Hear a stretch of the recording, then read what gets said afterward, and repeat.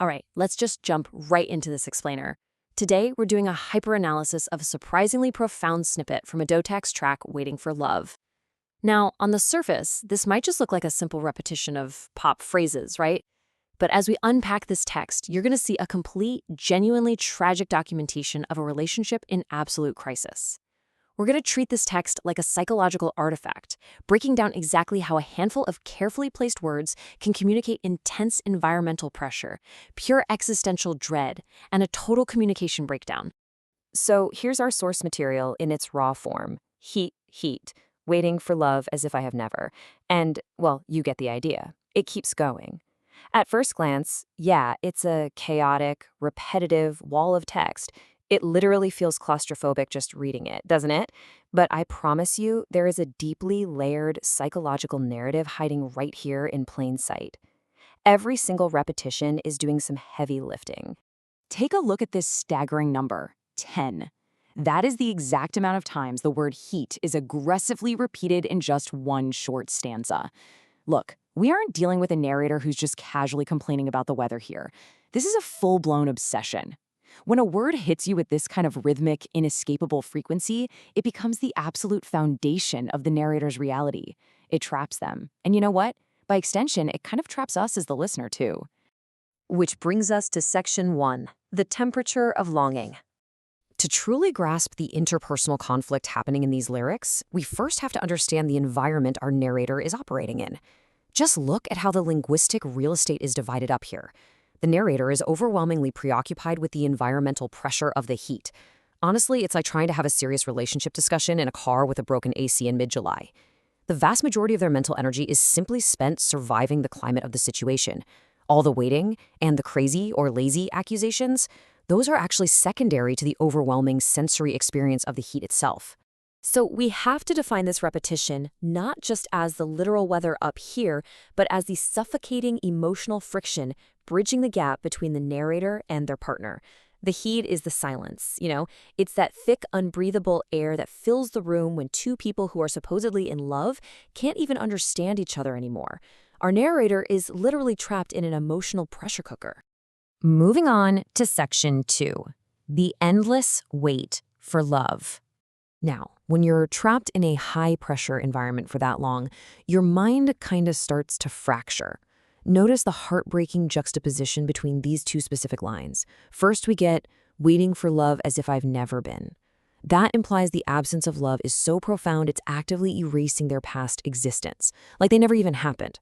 But then, right after, it's contrasted with waiting for love as though you'll never see. Suddenly, the blame shifts externally. It's not just that they're disappearing, it's that the partner is hopelessly, totally blind to their suffering. It is this brutal dual tragedy of internal erasure and external invalidation. And right in the middle of this existential crisis, buried deep in all this endless waiting, we get this sudden, sharp phrase, "Don't shake me." It's such a defensive plea. It hints at this massive, trembling fragility right before the narrative completely fractures. The narrator is holding themselves together by a literal thread in this heat. To be shaken would mean total collapse. They're begging for a mercy that, well, we quickly realize they just aren't going to get.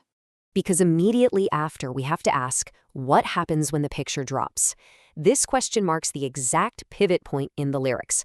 A literal object falls. Your picture drops, my baby, perhaps a symbol of past happiness or a pristine image of the partner, and it completely shatters the tension. All that internal dread finally violently spills over into direct external confrontation. The waiting is over, the fighting begins. And that takes us into section 3, analyzing the interpersonal conflict. Let's dive right into the messy reality of the relationship itself, now that the metaphorical or literal picture has fallen. Notice this bizarre contradiction. In one breath, the partner is acting crazy, implying erratic, high energy, maybe even destructive behavior. But in the very next thought, the narrator says, "You think you're lazy." Wait, what? How can someone act with manic, crazy energy while simultaneously adopting a lazy apathy? This contradiction is key. It shows just how fundamentally confused and disoriented the narrator is by their partner's actions. The heat has completely warped their perception.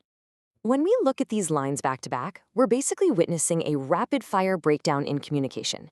It goes straight from a stated event, the picture dropping, to accusations of craziness, and then laziness.